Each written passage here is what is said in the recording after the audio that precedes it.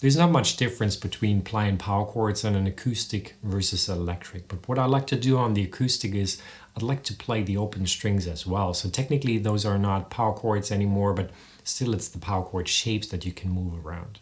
And you've done that before when you play an E minor chord, the top 3 strings, that's an E power chord right there.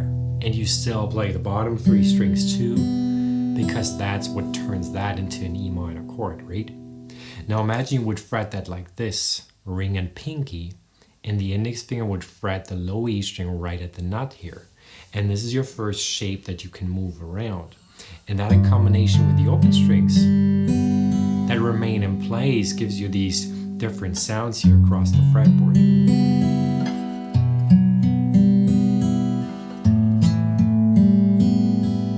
Here's an example.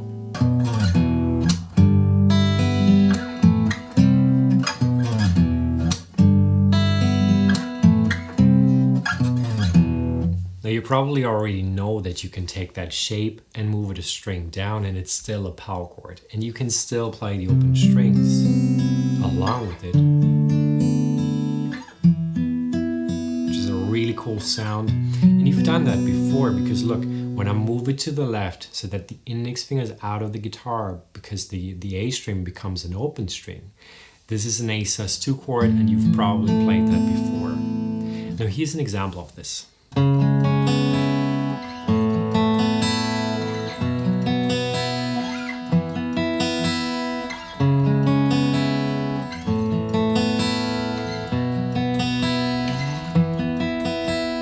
A power chord is technically not a chord.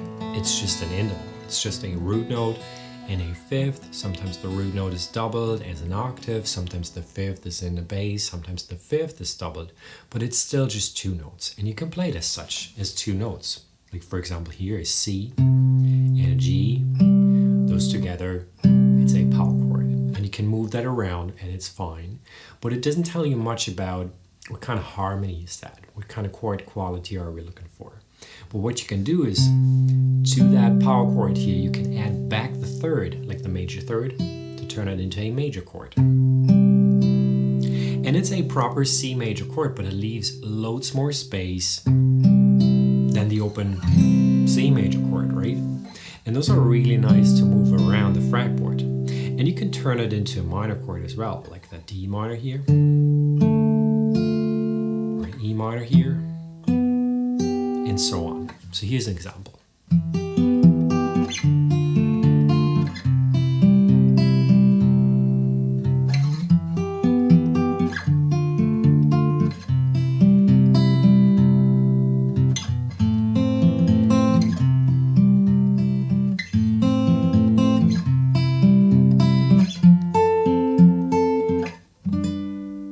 Those voicings that you just heard, you can turn around. So you don't always need to play these power chords down low like that. You can play them up high. That's a power chord too.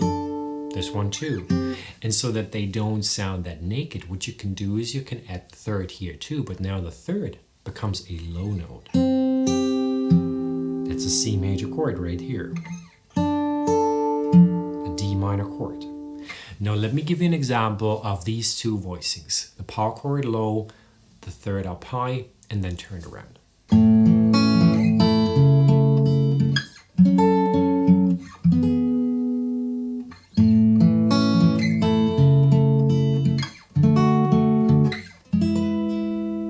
And these here are my favorite power chords. I really like how low and dark they are because of the fifth and the bass. But I have to say, they're a bit trickier to put down on the fretboard, especially for beginners and especially if you want to leave the open strings open. But the sound,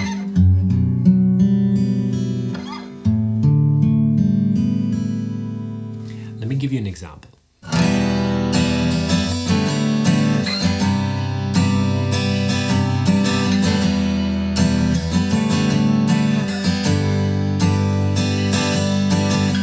Thumb in the comments. How do you like power chords on the acoustic?